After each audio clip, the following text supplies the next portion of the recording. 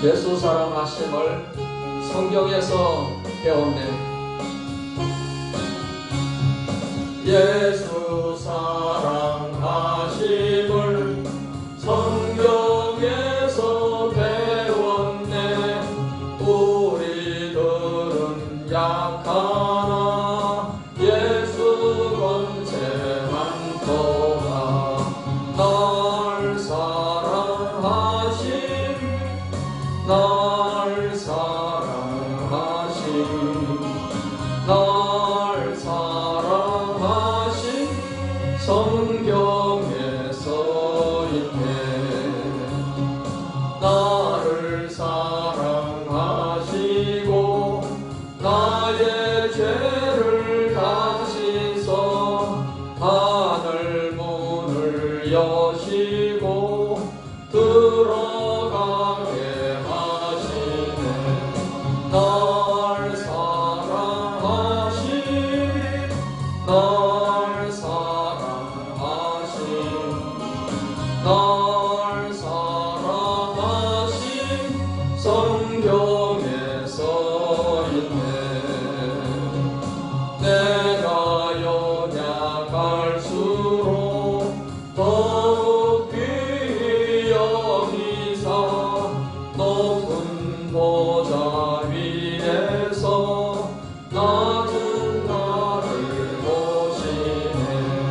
날 사랑하심, 날 사랑하심, 날 사랑하심 성경에 써있네. 세상 사는 동안에 나와 함께 하시고 세상 떠나가는 날 천국 가게 하소서. 날 사랑하심, 날 사랑하심, 날 사랑하심 성경에 써있네. 아멘. 오늘 저는 어린이 주일을 맞이해서 마가복음 10장 13절로 16절의 말씀을 가지고 하나님 나라의 주인공, 이러한 제목으로 말씀을 드리겠습니다. 예수님께서 사람들에게 말씀을 전하고 계시는데 어떤 어머니들이 아이를 안고 예수님께 데리고 오게 되었습니다.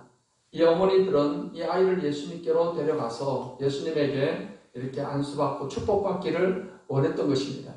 그런데 제자들이 이 아이들을 데리고 오는 것을 꾸짖으면서 예수님께 가까이 접근하지 못하게끔 이렇게 막았습니다. 그것을 예수님께서 보시고는 노하시면서 말씀하셨습니다. 아이들이 내게 가까이 오는 것을 금하지 말라. 하나님 나라는 바로 이런 자의 것이다. 아이들같이 하나님 나라를 받들지 않으면 천국에 들어갈 수가 없다. 그렇게 말씀하시고 아이를 품에 안으셔서 안수하시고 축복해 주셨습니다. 당시에는 여자들뿐만 아니라 아이들의 인권도 철저히 무시되던 시대였습니다. 그렇기 때문에 아이들이 어떻게 감히 어른들이 있는 곳에 이렇게 말씀 전하는 곳에 가까이 올 수 없다, 이런 생각을 제자들도 하고 있었던 것입니다. 하지만은 예수님께서는 그 아이들이 오는 것을 대단히 기뻐하시고 그 아이를 안고 축복하시고 또 그 아이를 세워놓고 사람들에게 천국에 관한 귀중한 교훈을 주신 것입니다. 이렇게 아이들의 인권이 중요하게 된 것은 바로 성경에서 예수님이 그렇게 하셨기 때문에 아이들의 인권이나 여성들의 인권들이 더 이제 나아지게 되었던 것입니다. 그래서 이제 한국 교회에서는 이제 5월 첫 주일 날을 어린이 주일로 해서 우리가 어린이를 통해서 우리가 배울 것이 있고 또 어린이들을 더 우리가 잘 그들을 위해야 된다 해서 예배를 어린이 주일로 해서 드리고 있습니다. 이 어린이는 어른의 스승이라는 그런 말이 있습니다. 예수님께서도 그 어린아이를 통해서 하나님 나라의 주인공이 가져야 될 그런 신앙의 자세에 대해서 이렇게 가르치셨는데, 오늘 우리는 이 말씀을 통해서 우리가 어린아이를 통해서 우리가 배울 수 있는 천국 백성의 특징, 그것을 말씀드림으로써 함께 은혜를 나누고자 하는 것입니다. 하나님 나라의 주인공이 된다는 의미는 이 땅에 사는 동안에도 우리가 하나님 나라의 모든 복을 다 누리면서 살아가는 그런 사람이 되어지게 된다는 것입니다. 예수님이 이 땅에 오신 목적은 하나님의 나라를 세우기 위해서 오셨습니다. 그래서 예수님을 믿음으로 이제 하나님 백성이 된 사람들은 이미 마음속에 하나님 나라가 이루어진 것이며, 우리는 이 땅에 세상 백성으로도 살아가지만은 영적으로는 하나님 나라의 또 백성이 되어서 살아가고 있고 하나님의 통치를 받으며 살아가고 있는 것입니다. 그래서 우리의 궁극적인 하나님의 나라는 이 세상에 살다가 죽으면은 하나님 아버지가 계신 그 천국, 거기에서 우리가 영원토록 하나님과 함께 살게 될 것입니다. 하지만은 마치 그 천국, 아버지 하나님이 계신 그곳이 천국의 본점이라고 한다면은 우리 마음속에서 이루어지는 천국은 천국의 지점이라고 할 수 있습니다. 그렇기 때문에 천국 지점에서도 마치 본점에서의 모든 좋은 것들을 우리가 누릴 수가 있는 것입니다. 하나님께 우리가 복을 받고 하나님의 은혜를 받고 하나님이 주신 능력 가운데서 우리가 이 세상을 승리하는 삶을 살아가야 될 줄 믿습니다.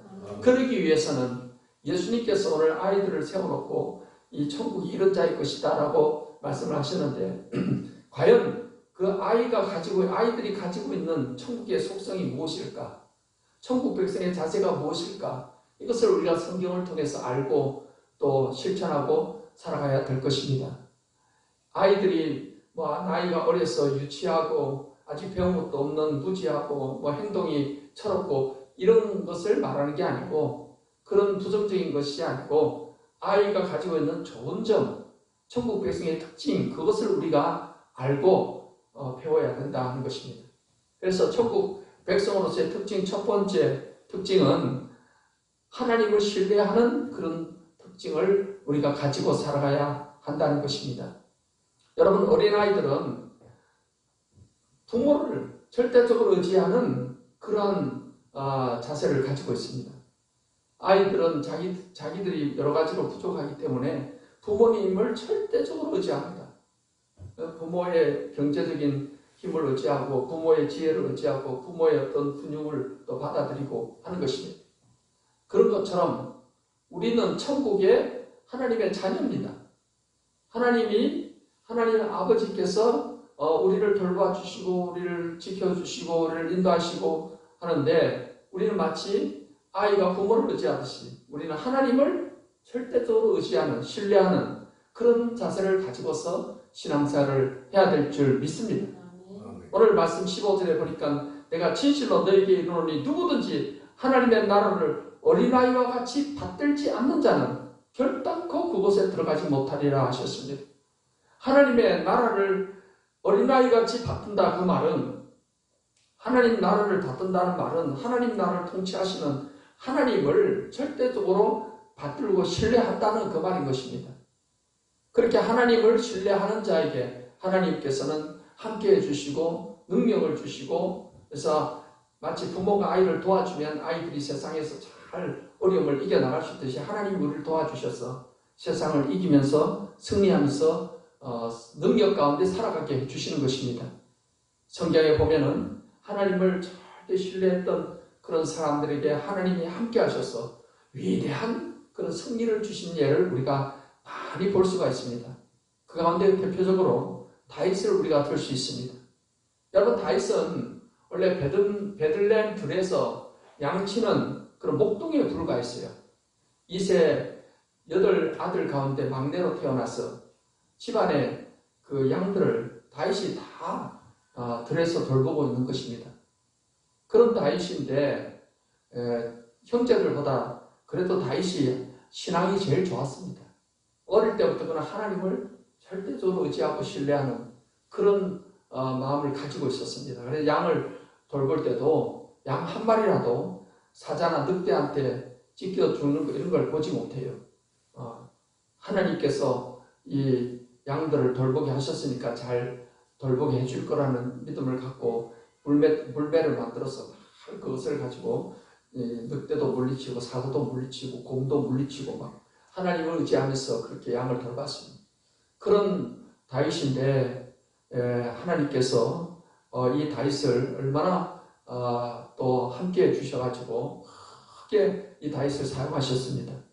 당시에 블레셋 군대가 이스라엘을 쳐들어왔습니다. 근데 블레셋 군대 제일 앞에는 골리앗이라는 엄청 거구의 장수가 온몸에 갑옷을 입고 머리에 투구를 쓰고 그리고는 배틀지만 창을 들고 그리고는 이스라엘 군사들을 향해서 소리치는데 누구든지 나하고 맞짱 뜰 사람이 있으면 나오라는 것입니다. 1대1로 우리가 결판을 내리자는 거예요. 그런데 이스라엘의 사울왕부터 유명한 장수들이 많이 있지만은 다 벌벌 떨고 나무 뒤에 바위 뒤에 숨어가지고 아이고 그러고 있습니다. 근데 그때 이 다윗은 아버지의 심부름으로 이 전쟁터에 오게 된 겁니다. 왜냐하면은 다윗의 형들이 전쟁터에 군사로 나갔기 때문에 아버지가 그 형들이 지금 살아있는지 안전한지 알아보려고 다윗을 심부름을 보낸 것입니다. 그 전쟁터에 와서 보니까 골리앗이 막 하나님 백성들을 모욕하고 하는 말을 들으니까 다윗이 막 화가 나는 거예요. 저런 할례받지 못한 녀석이 우리 하나님 백성을 저렇게 모독하다니. 그런데 나와서 싸울 장수가 없어요. 다윗이 그냥 자기가 싸우겠다고 나섰습니다. 사울 왕한테 가서 내가 싸우겠다니 사울이 기가 막힌 거예요. 어린 소년이 말이지 저런 엄청난 장수랑 일대로 싸우겠다니 기가 막힌 일이죠. 안 된다 했지만 가겠다는 거예요. 사울이 자기가 입던 갑옷을 벗어가지고 혹시 뭐 맞을지 모르니까 한번 입어봐라.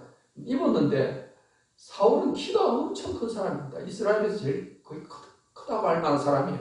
그러니까 갑옷을 입으니까 이게 치마가 돼가지고 질질 끌려다니까 이거 입고 어떻게 전쟁터에 나가겠습니까? 그걸 벗어버리고 그래도 끝까지 나가겠다 하니까 사울이 허락을 해줬어요. 그래서 다윗은 이제 자기가 항상 들고 다니는 그 물매가 있어요. 물매. 왜냐하면 곰이나 사자나 오면 돌멩이를 던져갖고 쫓아내는 용도로 사용하던 건데 시냇가에 가서 매끈매끈한 차돌을 5개 딱 주워가지고서 주머니에 딱 집어넣고 그리고는 그 물매에다가 돌 하나를 장착을 딱 했습니다. 그리고는 그 물매를 이제 흔들면서 골리앗을 향해서 뛰어가는 것입니다. 그래서 다윗이 뭐라고 말을 하냐면 다윗이 블레셋 사람에게 이르되 너는 칼과 창과 단창으로 내게 나오거냐 나는 만군의 여호와의 이름 곧 네가 모욕하는 이스라엘 군대 하나님의 이름으로 내게 나아가노라 그렇게 외치고는 그걸 막 힘차게 돌려가지고 던졌는데 차돌 2개가 필요 없어요. 그 하나가 정확하게 날아가더니 이 골리앗의 이마를 탁 치는 겁니다. 아무리 투구를 썼지만은 눈은 감을 수 없잖아요. 그러니까 눈과 눈 사이 여기를 딱 하고 쳐버리니까 돌이 골 속에 박혀버리니까 이 골리앗이 그냥 쿵 하고 쓰러지니까 달려가서 골리앗의 칼을 빼가지고 목을 댕강 잘라버렸어요. 그래서 그날에 이스라엘 군대가 엄청난 승리를 하게 된 것입니다. 그때부터 다윗은 백성들에게 막 영웅으로 이렇게 높임을 받았습니다. 그래서 한동안 단련 기간이 있었지만 결국에는 다윗이 이스라엘의 왕이 될 수가 있었던 것입니다. 이렇게 다윗이 이렇게 골리앗을 향해서 담대히 나갈 수 있었던 것은 하나님의 이름을 의지했기 때문인 것입니다. 하나님이 자기와 함께 한다는 것을 믿었기 때문인 것입니다. 그래서 그 골리앗을 무찌르고 이스라엘의 결국 왕이 되는 자리에 올라가게 된 것입니다. 이처럼 하나님을 신뢰하고 의지하는 믿음의 사람은 하나님께서 함께 해주셔서 그를 높여주시고 그를 사용하시고 그를 통해서 하나님의 영광을 나타나게 해 주시는 것입니다. 여러분 우리가 구원받는 것도 우리는 전적으로 하나님을 신뢰함을 통해서 구원을 받는 것입니다. 하나님을 신뢰하지 않고 자기의 능력을 의지하고 자기의 행위를 의지하고 자기의 재물을 의지하는 사람은 구원받을 수가 없는 것입니다. 왜냐하면 구원은 전적으로 하나님이 하시는 일입니다. 하나님의 은혜로 이루어지는 일입니다. 우리가 노력한다고 되는 게 아닙니다. 그래서 성경 에베소서 2장 8절에 너희는 그 은혜에 의하여 믿음으로 말미암아 구원을 받았으니 이것은 너희에게서 난 것이 아니요 하나님의 선물이라 했습니다. 여러분, 구원은 하나님께서 하시는 전적인 주권적인 사유입니다. 하나님께서는 우리의 죄를 사해 주시기 위해서, 우리의 죄값을 치르기 위해서 하나님의 아들 독생자 예수님을 이 세상에 보내주셨습니다. 우리 예수님은 세상 죄를 다 자신이 다 지시고 십자가에 달려 죽으시고 3일 만에 부활하셨습니다. 예수님은 십자가에 달려 죽으시기 전에 최후의 만찬에 성찬식을 하시면서 이것은 내 피로 세우는 새 언약이다. 죄 사함을 얻게 하려고 세우는 언약의 피다라고 하셨습니다. 그래서 우리가 이렇게 매달 성찬식을 하는 것은 예수님이 십자가의 피로 우리 죄를 사해 주셨다는 이 새 언약의 약속을 우리가 믿고 그것을 기념하고 또 이것을 우리가 다른 사람에게도 전해야 되겠다고 결단하는 시간을 갖기 위해서 우리가 이렇게 성찬식을 하는 것입니다. 여러분, 구원은 예수님이 십자가의 피로 우리 죄를 다 사해 주셨기 때문에 이 사실을 내가 믿음으로 우리는 죄사함을 받고 구원받는 것이며, 예수님을 믿는 사람에게 하나님의 의가 전가되어서 하나님의 의가 주어져서 하나님이 우리를 보실 때 너는 이제 어렵다라고 해주시는 것입니다. 그렇기 때문에 이것은 하나님이 하시는 전적인 은혜의 역사입니다. 하나님이 예수님을 통해 나를 구원해 주셨다는 것을 내가 그 사실을 믿으면, 믿는다는 게 신뢰하는 거예요. 하나님이 하신 일을 내가 믿는 겁니다. 그러므로 우리가 구원을 받게 된다는 것입니다. 그런데 여러분, 세상적으로 부자가 되어 있는 사람은 이러한 하나님의 은혜의 선물을 믿지 못하는 것입니다. 예를 들어서 세상에 정말 돈이 엄청 부자인 사람, 또는 권력이나 세상에 어떤 부귀영화가 있는 사람, 그래서 예수님께서는 부자가 천국 들어가는 것이 약대가 바늘기로 들어가는 것보다 어렵다라고 말씀하신 것은, 마음이 부자가 되어 있는 사람은 하나님을 신뢰하는 게 아니고 자기 돈을 의지하는 겁니다. 또 세상의 권력을 의지하는 거고 자기의 지위를 의지하고 자기의 능력을, 자기 행위를 의지하는 것입니다. 이런 사람은 구원받을 수가 없습니다. 우리의 무엇도 우리는 구원을 위해서 의지할 대상이 안 됩니다. 오직 구원은 하나님을 통해서만 이루어지는 것입니다. 그래서 하나님을 전적으로 신뢰하고 하나님이 예수님을 통해서 주신 그 구원을 우리가 믿음으로 받아들일 때 우리는 구원을 받게 된 것입니다. 그렇기 때문에 이렇게 구원에 있어서 전적인 하나님의 은혜요, 이것을 우리가 신뢰함을 통해서 믿음으로 받아들이는 것이며, 그런 거와 마찬가지로 이 땅에 살아가는 동안에도 우리는 하나님을 신뢰할 때 하나님이 다윗과 함께 하신 것처럼 우리와 함께 해주셔서 승리하는 삶을 살아가게 해주시는 것입니다. 사랑하는 성도 여러분, 어린아이가 부모를 절대적으로 신뢰하듯이 이제 저와 여러분들은 하나님을 절대 신뢰하는 이러한 신앙의 자세로 살아가심을 통해서 하나님 나라의 주인공이 되시기를 예수님의 이름으로 축원합니다. 둘째로, 어린아이를 통해서 배울 수 있는 천국의 속성 두 번째는 하나님 말씀을 순수하게 받아들이는 그런 자세를 가져야 된다는 것입니다. 여러분, 어린아이들의 특징은 배우는 대로 촉촉 받아들인다는 거예요. 그래서 말하기를 어린아이들의 마음은 마치 흰 도화지와 같다고 하지 않습니까? 유치원에서 유치원 교사들이 말하는 것을 그대로 스펀지가 물을 빨아들이시 없으로 초등학교 선생님이 이야기하는 것을 그대로 그냥 받아들이는 것입니다. 마음이 순수하기 때문에 그래요. 그것을 잘 순수하게 받아들이기 때문에. 어른들은 그렇습니까? 나이가 들어갈수록 자기 주관이 강해지고 자기 생각이 강해져서 따질 거 다 따져봅니다. 그래서 온갖 또 자기 지식을 동원해서 판단을 합니다. 그래서 받아들일 것만 받아들이고 거부할 거 거부하고 그런 것입니다. 근데 아이들은 그렇지 않아요. 아이들의 마음 순수하기 때문에 그대로 모든 부모님들의 선생님 말을 그거를 진리처럼 다 받아들입니다. 그런 것처럼 우리 하나님의 자녀들은, 우리는 하나님의 말씀이라면, 하나님 말씀은 우리가 정말 우리가 어린아이들이 받아들이듯이 스펀지가 물을 흡수하듯이 잘 말씀을 아멘 하고 받아들여야 되는 줄 믿습니다. 예수님께서는 그 씨 뿌리는 사람의 비유를 통해서 천국 백성에 대해서 천국 백성이 가져야 될 마음의 자세에 대해서 말씀을 하셨습니다.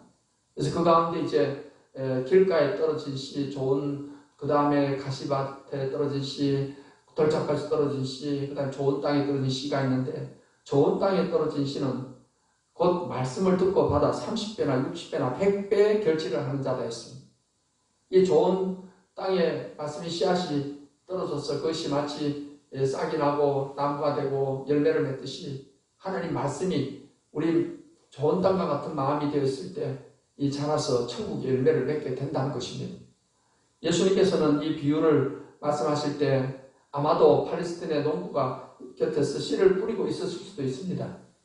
당시에는 이렇게 트랙터나 이런 어떤 농사 기구를 가지고 하는 게 아니고 이 농부가 이렇게 바구니에 씨를 담아가지고서 그걸 다니면서 이제 뿌리는 것입니다. 밭에다 뿌리는 것인데 씨앗이 어떤 씨앗은 사람이 다닌 길가에 떨어진 씨가 있고 어떤 씨앗은 또 돌이 많은 돌밭에 떨어진 씨앗이고 어떤 씨앗은 막 가시덤불 사이에 씨가 들어가기도 하고 어떤 씨앗은 또 좋은 땅에 떨어지기도 합니다. 그런데 예수님 말씀이 길가에 떨어진 씨앗은 땅에 흙에 묻히지 않으니까 새가 날아와서 그 씨앗을 먹어버렸고 가시떨기에 떨어진 것은 흙이 깊지 않다 보니까 뿌리를 깊이 내리지 못해서 뜨거운 태양빛이 쬐니까 결국 말라 죽게 되고 가시덤불에 떨어진 씨앗은 그것은 땅에 부들부들해서 들어갔지만 자라면서 가시덤불이 눌러가지고서 더 이상 자라지 못하게 해서 죽게 되었다는 것입니다. 이렇게 길가나 돌짝밭이나 가시덤불에 떨어진 씨는 다 결국 죽어버리고 열매를 맺지 못했지만 좋은 땅에 떨어진 씨앗은 흙이 부들부들부들 습기가 적당하고 거기에 씨가 딱 묻히니까 흙에 딱 이제 들어가서 햇볕이 나고 햇볕을 받아가지고 이제 뿌리를 내리면서 싹이 나서 자라고 이 나무가 돼가지고서 나중에는 거기에 열매를 많이 맺게 되고 새들이 날아와서 나무에 다 깃들이고 이렇게 되었다는 것입니다. 예수님께서는 이 네 가지 밭을 우리 사람이 가지고 있는 네 가지 마음의 밭으로 비유적으로 표현을 해 주신 것입니다. 그래서 우리의 마음밭이 마치 부들부들한 그 좋은 땅과 같은 마음밭이 되어야지 이 하나님 말씀이 자라서 천국의 아름다운 좋은 열매들을 맺게 된다라고 예수님 말씀을 하신 것입니다. 그러면서 이 마음밭이 이제 좋지 않은 사람은 열매를 맺지 못한다는 것이에요. 그들의 마음이 마치 길가와 같다는 것은 딱딱해서 하나님 말씀을 아무리 전해줘도 튕겨나가는. 그것은 마치 새가 그 씨를 먹어버리듯이 마귀가 말씀을 다 뺏어간다는 것입니다. 그런 사람의 마음 상태를 예수님은 완악하다 했습니다. 마음이 완악하다. 그래서 마태복음 13장 15, 16절에 이렇게 말씀했습니다. 이 백성들의 마음이 완악하여져서 그 귀는 듣기에 둔하고 눈은 감았으니 이는 눈으로 보고 귀로 듣고 마음으로 깨달아 돌이켜 내게 고침을 받을까 두려워함이니라 하였느니라. 그러나 너희 눈은 봄으로 너희 귀는 들음으로 복이 있도다 했습니다.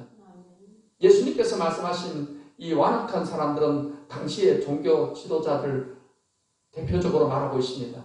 서기관들, 또 바리새인들, 사두개인들 이런 사람들. 그들은 종교 지도자들인데 그런데 마음은 완악해. 그래서 예수님 말씀을 어떻게 하면 꼬투리 잡아서 예수님을 어려움에 빠뜨릴까 그렇게 이제 늘 생각하고 있습니다. 말씀을 아멘으로 받아들이지 못합니다. 이런 사람들이 마음이 완악하니까 결국 복음을 못 받아들이고 결국에 예수님을 십자가에 못 박아 죽이는 일에 앞장서는 사람이 된 겁니다. 하지만 예수님의 제자들은 보는 눈이 열려있고 귀가 또 들리는 귀가 열려있고 그래서 하나님 말씀 아멘하고 받아들여서 결국에는 제자가 되었습니다. 예수님 제자가 되고 그 다음에 그들은 복음 전파에 열심히 힘쓰며 천국의 위대한 일꾼으로서 쓰임받고 결국 순교하고 하나님 나라에 가서 또 상 받는 사람들이 된 겁니다. 사랑하는 성도 여러분, 우리는 나이가 들어갈수록 마음이 완고해집니다.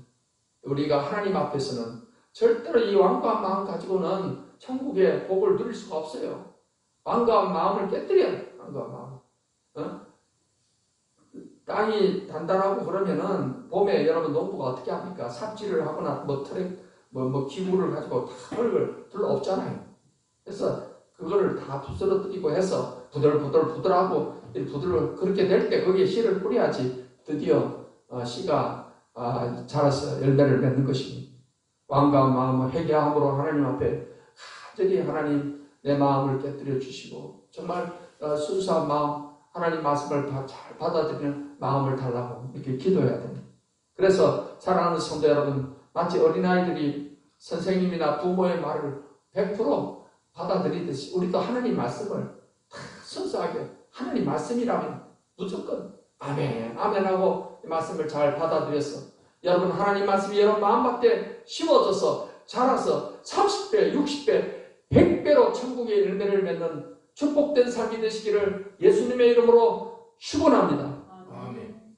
실제로 우리가 어린아이를 통해서 배울 수 있는 천국의 속성은 겸손함입니다. 겸손한 마음으로 하나님 은혜를 사모하는 그런 마음을 가지고 있어야 됩니다.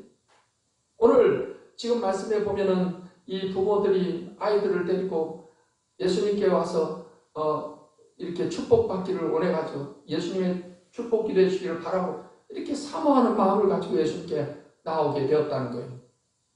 우리가 사모하는 마음을 가지고 정말 하나님의 은혜를 겸손하게 사모할 때 하나님이 은혜를 우리에게 주시는 것입니다. 여러분 우리가 구원을 은혜로 받았지만은 이 땅에 살아가면서 천국의 복도 우리가 하나님의 은혜가 임해야지 우리가 그 천국의 복을 누리며 사는 겁니다. 네? 여러분 이 식물은 흙 속에 묻혀 있어야 사는 거고 물고기는 항상 물 속에 있어야 살고 새는 공기 중에 있어야 살아가듯이 우리 예수 믿는 사람이 이 땅에서 하나님께 복 받고 살아가려면 하나님의 은혜 가운데 살아가야 된다는 거예요.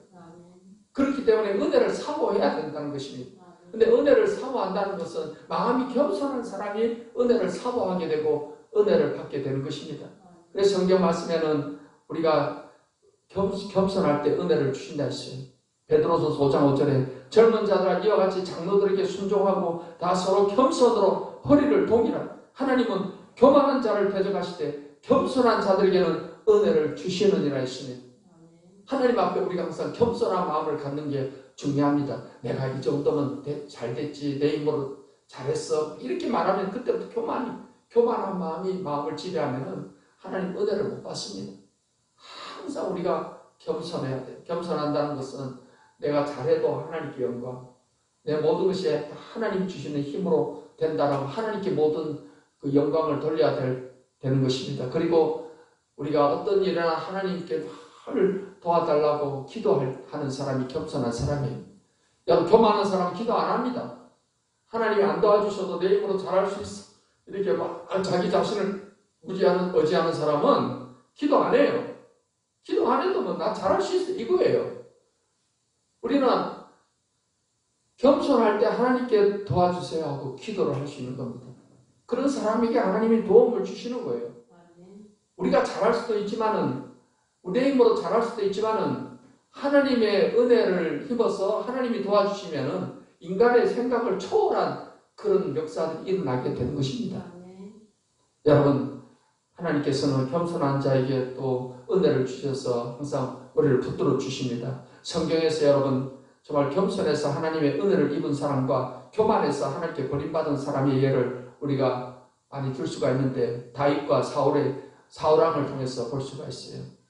여러분 아까 말한 그 다윗 왕이 되어 가지고서 이제 나라가 안정이 되고 주위의 나라들을 다 많이 정복하고 하니까 교만해졌어요. 마음이 좀 교만해져 가지고서 이제 좀 게을러지고 교만해지고 그런 가운데 여자를 보고 음욕을 품고 자기 정식 아내들이 몇이 있잖아요. 왕비들이 여러 명이 있어요. 근데도 다른 남자의 아내를 벌거벗고 모욕하는 것을 보고 음욕을 품고는 궁궐에 불러다가 그 여자와 간음을 했습니다. 근데 그 여자가 아기를 가졌네.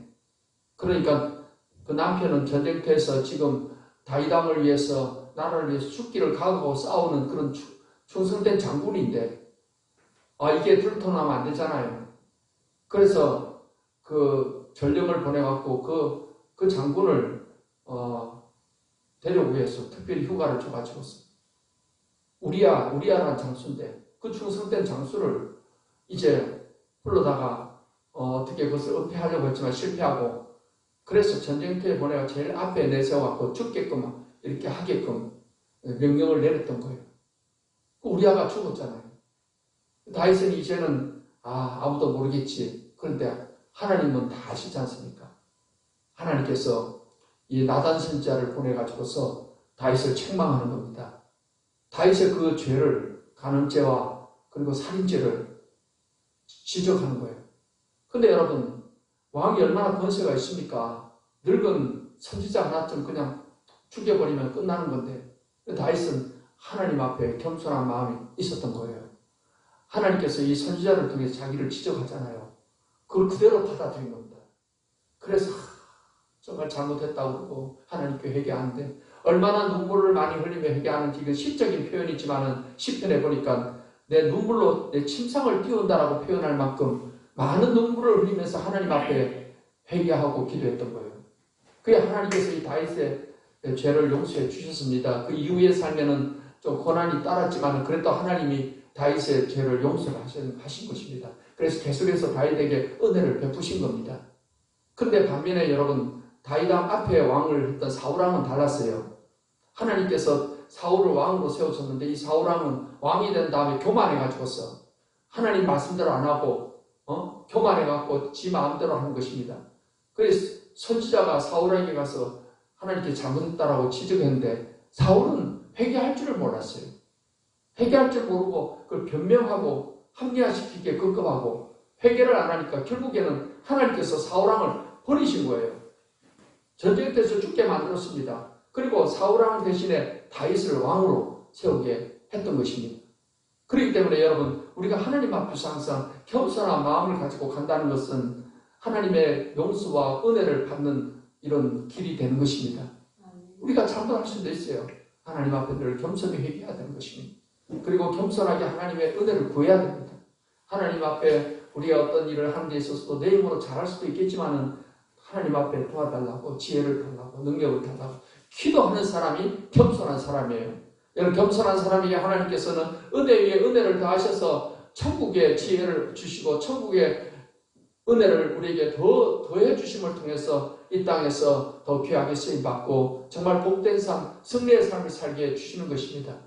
사랑하는 성도 여러분, 이제 하나님께서 이 어린아이를 통해서 우리에게 주시는 교훈을 우리의 마음에 새겨서 어린아이들이 절대적으로 하나님을 신뢰하는 믿음, 그런 자세를 가지고 있듯이 또 어린아이들이 부모의 말이라면 선생님의 말이라면 그냥 순수하게 받아들이듯이 우리도 하나님 말씀을 받아들이고 하나님을 절대적으로 신뢰하고 하나님 앞에 늘 도움을 구하는 그런 겸손한 자세로 하나님을 의지하는 저와 여러분들 되셔서 여러분 모두가 다 천국의 주인공으로서 천국의 모든 능력을 받으시고 천국의 복을 받으시고 천국의 지혜가 충만하시고 그래서 천국의 주인공으로서 복된 삶, 승리의 삶을 살아가게 되시기를 예수님의 이름으로 축원합니다.